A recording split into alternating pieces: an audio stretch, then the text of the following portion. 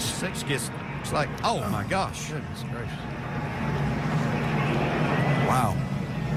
Like Boris said, got into the 6 car.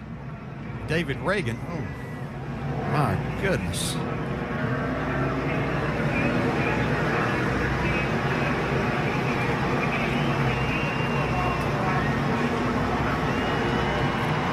That's a hard lick for David Reagan. Oh, Suarez. Briscoe got into the back of Suarez, and he gets pounded. Dang it. Oh, Buscher's upside down. I think he hooked a drain. You see him spinning.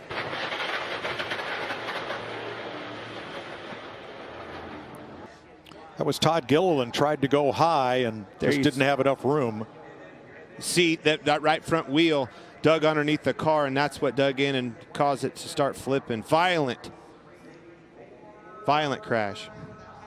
Right there where he gets a big piece of Suarez is where that right front goes, and when it completely comes off and gets under the car. And you see the tether is actually holding that tire to the car so it doesn't fly up into the stands or go out into the racetrack. That's just a 1 in a million times that could happen, where that tire falls underneath the car and shoots the car up in the air. Fuel window, and now he's lost that clean air. Oh, a big wreck. Huge contact.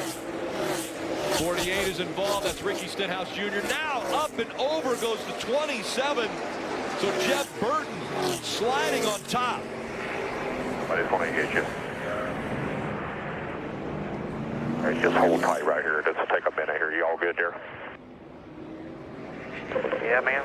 This is off the 48 upside down, and then this long slide had to feel like forever. But watch how close Jeb was to the end of this pit wall. He has a split decision, pit road or not. The yellow barrel's not a good option. Yeah, he made the right decision not to try to turn left there at the last moment. Just a no-win situation for Jeb. This isn't the scenario that I think I would want if I was a teammate, you know, with being door-to-door with my teammate, Hamlin and Bell, for this front. Oh, there he gets! Bell into the wall! Off of the front of Custer, and up in the air goes Ryan Preece, and for the second time in his career, he is flipping at Daytona. Good grief. Gets crossed up, rest is history. There it goes. Now watch the 60 car, Preece. Bam! Yeah, you saw the... Gets up on the... That's wild. I've never seen a car do that. That shows how fast they go. Oh. Oh.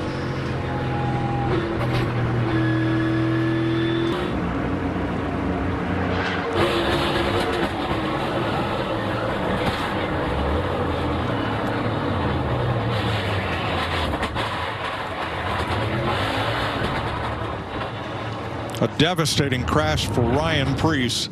An incredible camera work by our Fox crew. I am so glad to see that window net down and him be able to get out of that thing. Whew, that's scary. That's unbelievable what it looks like when these cars get caught by the air like that. And I'm with you, Clint. I've never seen one take off with a wheelie like that. But they just flip around like they don't weigh 3,600 pounds. Well, nothing weighs that much at 186 mile an hour. Race, you have to just put yourself in a position to throw it all out there and hope that this doesn't happen. Well, and that's exactly what he did. That's why these guys are where they are in the sport and in their life. See, they do not give up, and they go for it. Preece got all that air under the nose, and you're right, it looked like it was going to just take off straight ahead. And I think he would have settled down had the car not turned and been side to the wind. And that's what sent it tumbling. Those shots when that car lands right there. It couldn't get off the front end of Eric Jones's car, too. And I mean, I can't help but to think that wind off of that car or something kind of kept it wheeling, so to speak, and up in the air a little bit. You can see how that Eric Jones's car had the underbody tore up underneath the driver's door. Take that spot away and take the lead away from Newman, but Newman will have nothing of it. No, got trouble getting into 3, guys. Joey Logano. Big crash. Oh, he's upside down. Over and over, Logano goes between 3 and 4. Oh, no.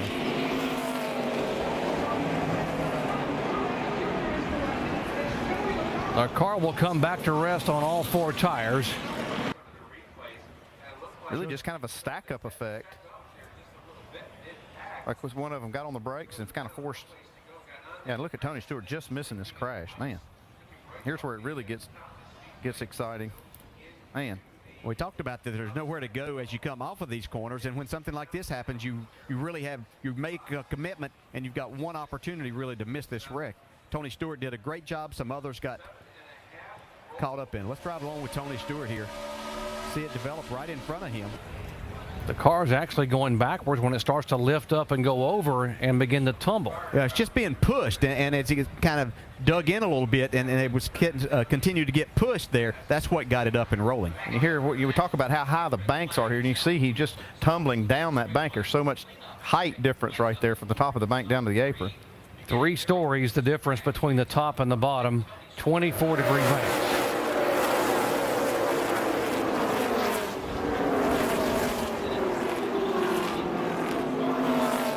Just side over side over side, a violent impact, and the good news that this new car that NASCAR brought on. NASCAR Sprint Cup Series start. He finished 26th at Martinsville. Whoa, whoa, guys, whoa, whoa, oh no, oh my gosh.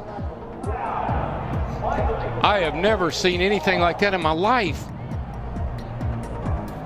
He hit that wall a ton. Oh my gosh.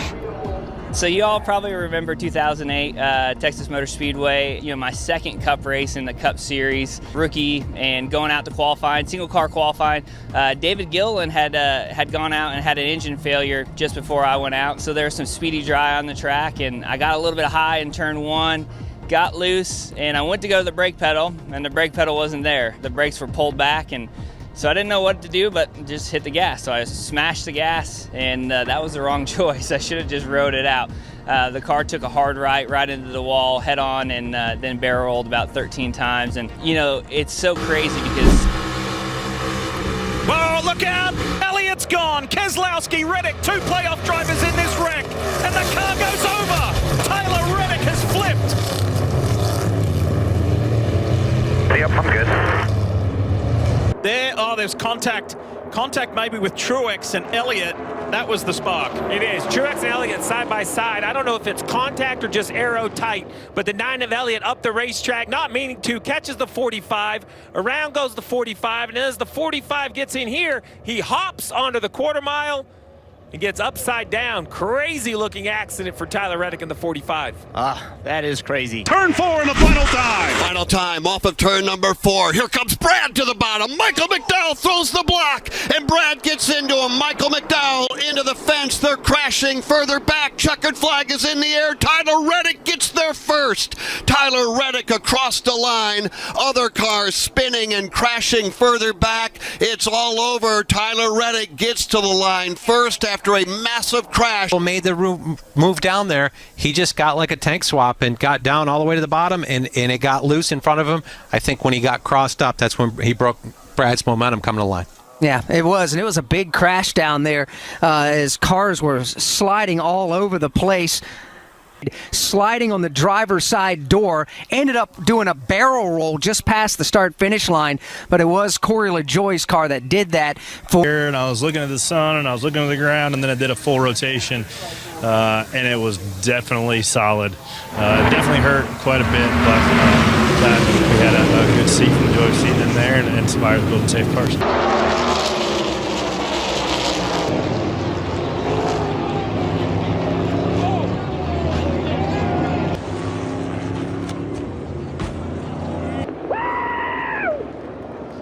Tyler Reddick for the win. 7 prior starts. Look out! He'll spin, Mike Wallace, and he's up and over. Wallace gets back on all 4s. The 38 of Leffler is also involved. The race is going to end under caution. That's where it's all going to start, as they tried to make a move.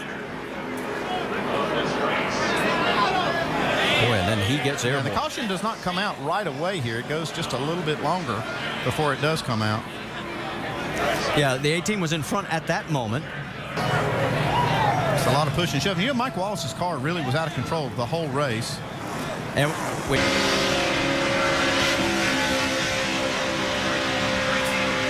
White flag is out. 2.6 miles to go. Oh, trouble, the big one on the dinger, on his lid. Side over side, end over end. Kevin Harvick's going to win this race. And right behind him, everybody starts getting together. Looks like Tony Stewart forces Allmendinger upside down. Boy, and that, thank goodness, the safer barriers on that inside wall. Yeah, and we've seen in past that when something happens behind the leaders, that NASCAR. Eddie DeHunt just told him it's time to be greedy. There he goes. There we go. Here we go. Oh, upside down. Side.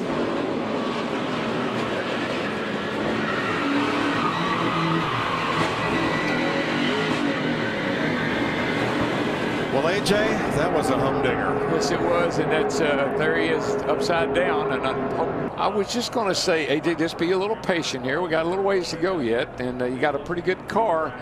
Wow. In a moment. This is amazing footage, folks. Incredible camera work. And just remember, there's a driver in every one of those cars. Watch it. Well, that's a long, slow roll for Allmendinger. And look, both those cars end up pretty much together along with the mess that was Logano's car. And it's like that, sparks flying, and I was just hoping at the last second it was going to roll back over so I could get out. But AJ's didn't do that. He was stuck upside down. Not a comforting feeling. That oil tank is right behind you. It's very possible for oil to start leaking out. You want to get out of there as fast as you can. I'm watching that green 2 car. I don't know if he's just kind of following this through here.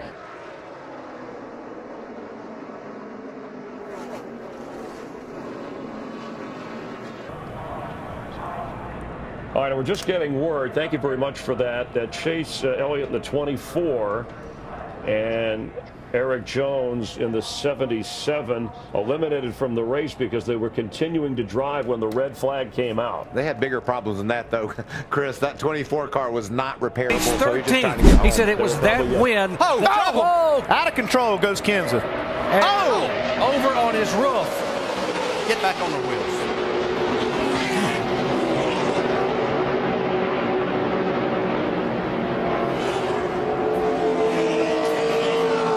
There he comes out. He's coming out. That's good to see. He got a tap. Yeah, he gets a tap from David Reagan. Yep.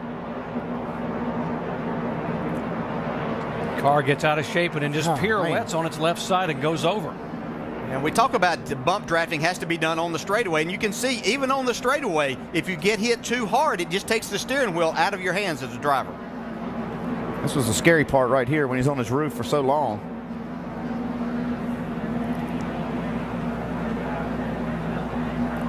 Looked for a minute like he might save it, but then got down there. Golly, this is tough. Yeah, and Matt really did a great job. If he goes up in front, he takes out 15 or 18 cars, so he did a great job of not creating that situation. There's just no way to control that. It's a strange way to see one flip. You don't normally see them do that. No, but these cars have a liftoff point of getting off the ground of about 170 miles an hour, and no matter Oh, here we go. Got trouble. That's Casey Kane that goes sideways. Joey Logano nowhere to go. Oh, my. Half the field is gone. The big one at Daytona has happened at lap 97. That is the huge one at Daytona. Justin Allgaier. Oh, the 18 gets on its roof. And Kyle Busch rolls upside down. Wow. Just having a good old time over here. Just hanging around. Okay. Just stay buckled up. Let them get you hooked over here. That's Kyle Busch. Got into the 5 a little bit too hard and just turned him. And man, what talk about getting piled up. Watch the 3 car when we get another replay of Austin Dillon come shooting up through the middle and trying to avoid the accident. 26 of Cole Witt just got into the 18.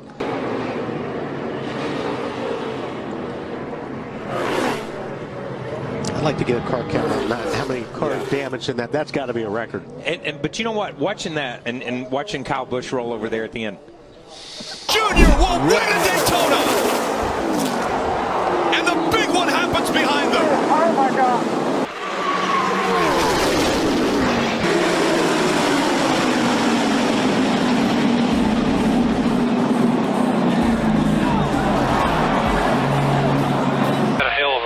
Holy crap, we got a terrible wreck behind you.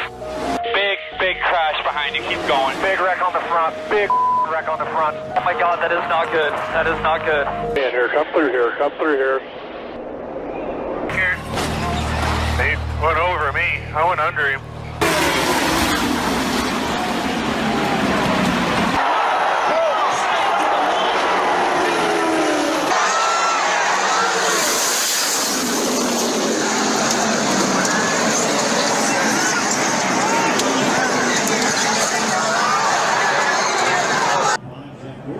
Just pushes the 3 up into the air enough that it rolls over the top of a car. Fence and the cables, it's like a great cheese grater to a race car and just tears it apart, and unfortunately all the energy. They just talked to Steve on the radio, and they asked him if he was okay. He said, yeah, I'm all right. Then they asked him what happened. He said, I have no idea what happened. Steve Parker is going to come to watch as he backs in the fence. Overturns completely in the air, comes down on all 4. Look like those guys at the X Games, the way they do those skates. Let's see what happens. Well, it was side by side with John Krebs. John Krebs goes, wow. Oh, yeah. Out through there in front of Derek Cope. And the car overturned several times. So our concern isn't about Derek Cope. He's okay. Our concern is John Krebs. There, they make contact, and which turns both cars straight. Man, oh man, what's that car flipping? Yeah, it flipped high into the air, rolled over in the air, and then when it landed, it was on its wheels. Race car. Here's that qualifying lap Friday afternoon. Gets that left rear in the dirt. The Caterpillar car goes around, backs in the fence, and watch this, climbs that fence and does a slow roll over, lands on its wheels, and Ward got out, threw his helmet, and said, I made a mistake. He started in 37.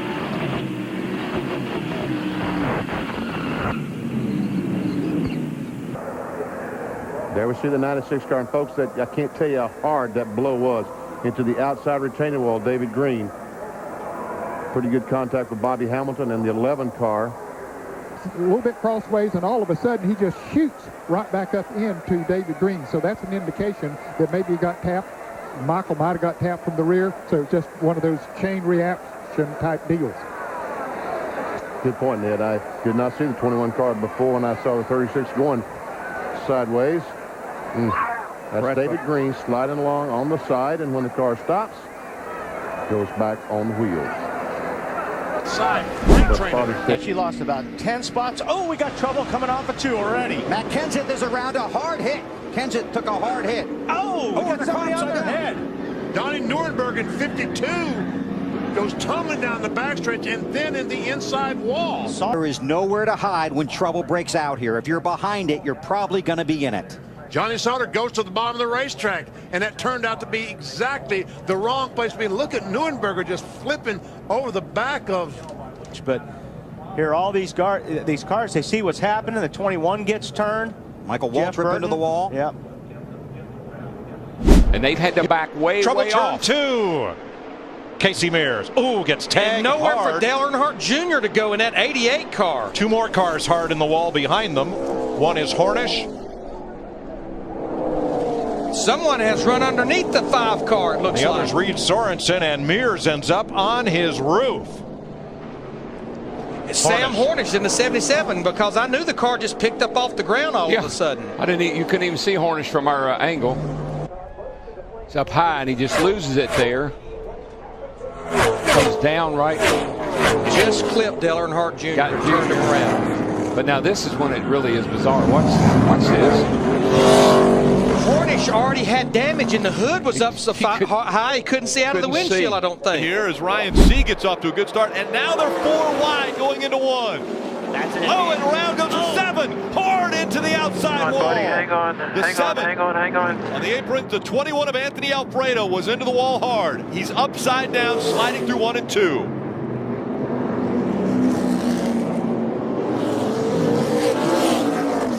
Into the racetrack, but he just never had a chance to. Allgaier just kind of, I think, needed to give that spot up and get out of the throttle, but knowing there's a race win, if you can make it work, maybe ahead of you, just chose to stay in the gas. And look at this car. It gets up on its side. It's sliding. You know, these cars have roof flaps that design them to stay on the ground when you see a high-speed rollover at, say, a restrictor plate track. But here, that wasn't really an aerodynamic thing. The cars aren't going at top speed on this restart. That's just the force of this car hitting that outside wall, throws it up into the air, and then, Jeff, as we saw, it slides to a stop on its roof. Yeah, and there was another car involved in this, too, that got him up and upside down when he did hit the wall. Take another look. Here's the 18 of Riley. Herbst, he gets into him. Both of those young drivers are having good nights tonight. And when you see a car gets upside down, Jeff, it takes me back to the technology we don't talk about so much. From a 5-point to a 6-point to a 7-point seatbelt harness. All of those points that are added are down around your hips and legs for this reason, to keep a driver pulled straight down in the seat so they don't go up when a car gets upside down. That's a big impact. I mean, obviously it's dramatic when he rolls over, but as you said, Steve, the impact is what rolled him over. The advancement inside these race cars seats. Gets loose. Austin Wayne Self around. Heavy contact with the 99 of Peters, up and over.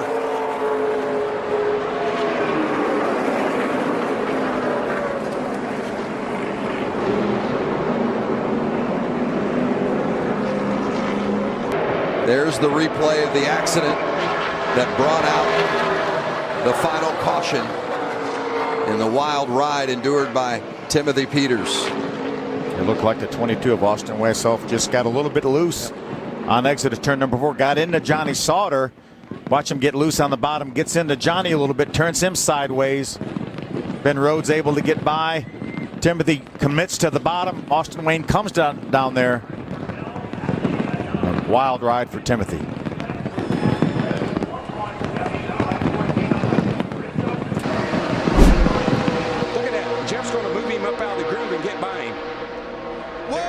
Pushes around. Can he save it this time? Oh, there you go. He does. He saves it. But there's a Jeff Gordon's upside down. Jeff Gordon's upside down. And Kurt Busch's car is destroyed. Oh my gosh. About that though, man. How do we fix it? The drivers just have to make the decision that they've got to lay off that left side. Look at this long slide for Gordon. And that's Kurt Busch tangled up with him, and Jimmy Johnson. And that car still hasn't lost much of its momentum as it goes side over side and comes to rest Michael on its roof. A really good point, though, Mike. These cars are so much bigger than the cars were 5 years ago.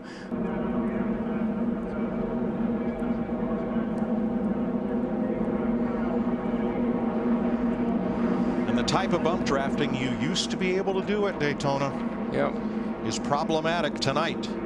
4 big crashes. I feel so bad for Kurt Busch, second car of the weekend.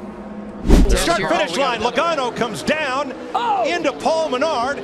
One car gets up on top of a group and goes flipping over and over, and the 30 lands on its roof. That's Parker Kligerman. Cole Witt's teammate that just wrecked in that first caution. And Kligerman, the 30 to the outside. Actually, Matt Kenseth in the 20 looks like he kicked up into Joey Logano in the 22 that turned him sideways. Trevor Bayne, the 21, looked to me, Larry, like he was going to bump draft. Got him going. A lot of different looks here. Safety fence is doing a great job.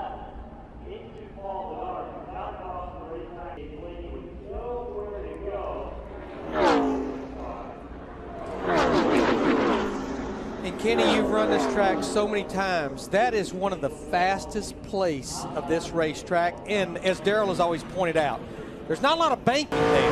You're turning. Big track. Holy Big cow, the crash. car upside down on the back straightaway. Carl Long has crashed hard and collected Bobby Labonte in the process. Somebody hits. Oh, he just gets hooked. Yep. Yeah. Brendan Gaughan got into the back of Joe Nemechek in the 01. Brendan Gaughan is 77. And Carl Long goes for the wild ride. And that's all on driver's side right there, sliding down the racetrack. Now she starts to tumble. 1, 2, 3, 4, 5. About 5.5, 6 times. That's when you call your crew and you say, "You won't believe what I just saw." And there is Carl Long. He is okay. Finion 96 races ago on the road course. And who half do a you- second.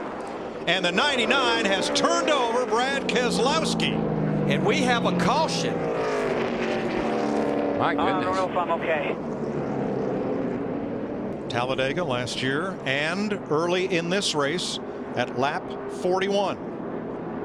A little crossover move here by Carl. Clean here, clean here. Just slight contact. Look at that thing go. Quit turning over like this. Keselowski's put the window net down. The roof flaps deployed, but it did not sit that car back down. I'm like you, Darrell. I'm going to be so glad to see that rear spoiler back on these cars. I think that's it's got to be something to that. That car took a hard hit in the left A pillar, the windshield post right in front of the driver. All the flaps came open. The cowl flaps came open below the windshield. The roof flaps came open.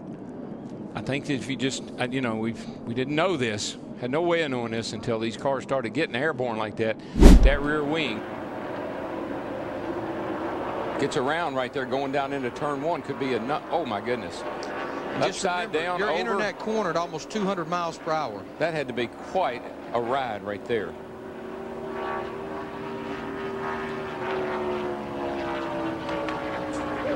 Got to believe something's happened back here. My goodness, boy. Does that not tell you how fast you're going? See how all that fire stayed out of the car?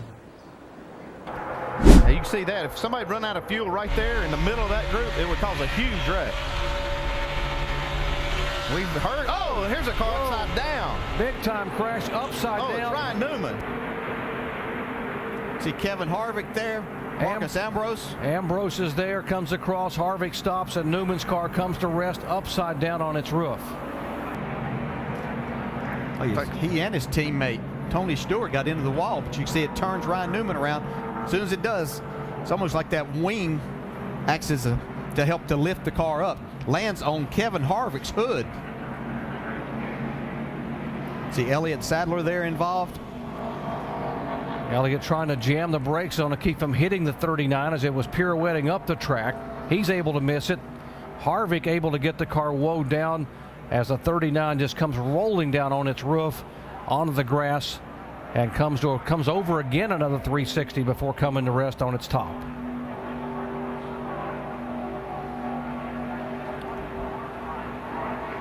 Watch it as it happened in real time.